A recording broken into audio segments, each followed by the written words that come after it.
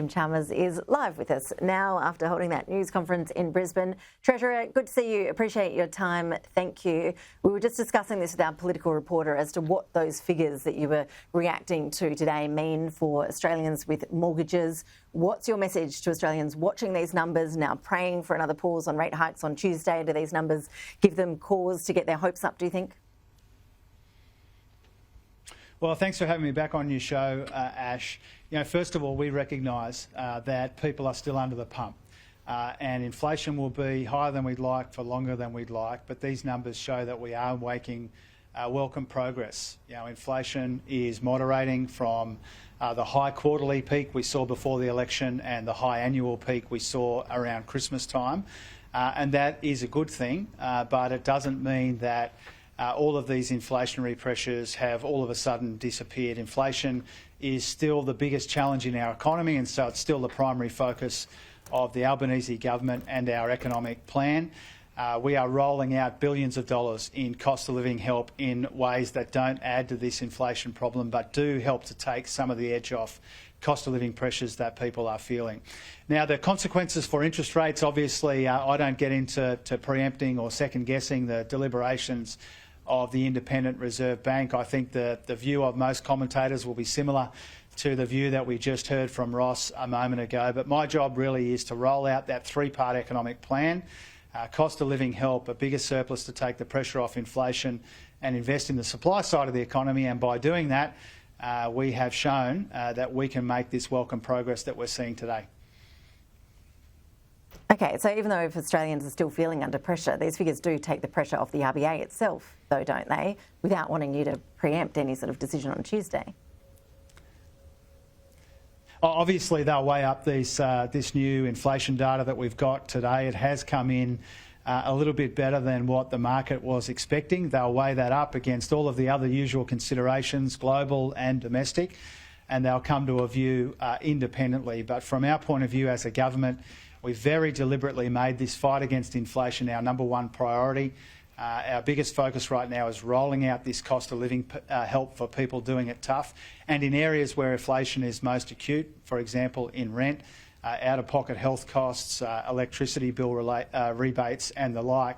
So that's our job. We're focused on doing it. We're pleased to see that our efforts to combat this inflation is that we are making some progress, but we're realistic about it as well. It's higher than we'd like. It will be the case for a little while longer, but it's pleasing and welcome to see that the efforts that we've put in are contributing to this moderating in inflation today.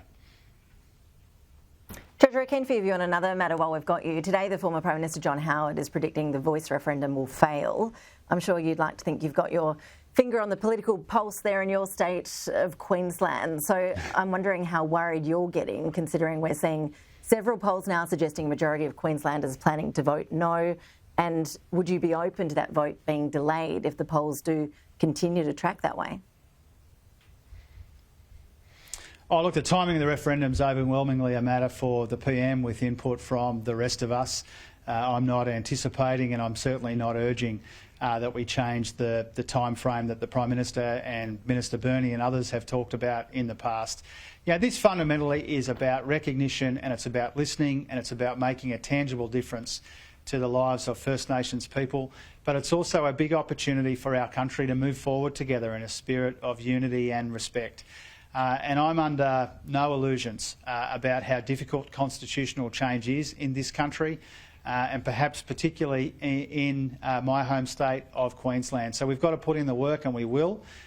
There's still a ways to go yet. Obviously, we have always known that constitutional change is hard fought, particularly in the more conservative parts of Australia, but we are all ready, willing and able to play a role in getting this amendment up so that we can engage in this great national act of recognition and listening, and to make the difference that people want to see amongst our First Nations communities. We've got a Productivity Commission report out today which rang the alarm bells once again about the status quo when it comes to closing the gap. The status quo isn't working.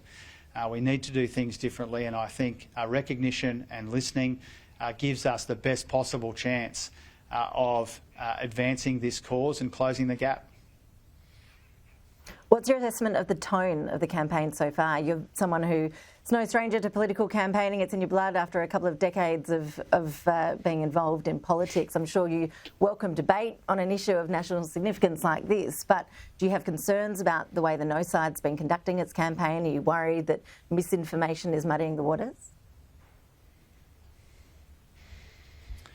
Well, I don't fear a robust, rational national debate about this. I think it's an issue of sufficient importance that it warrants a robust, rational debate amongst people of goodwill. I am deeply, deeply troubled by the tone of the No campaign, and I don't want to pretend otherwise.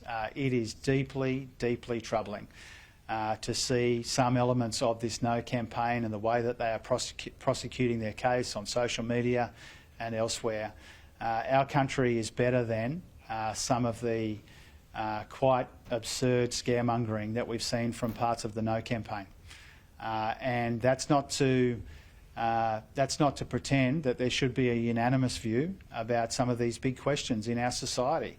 There will never be unanimity. We understand that, but we need a reasonable and a rational debate. And I think elements of the No campaign have proven themselves incapable of that, and I'm deeply troubled by that. Treasurer Jim Chalmers, appreciate your time. Thank you. Thanks, Ash.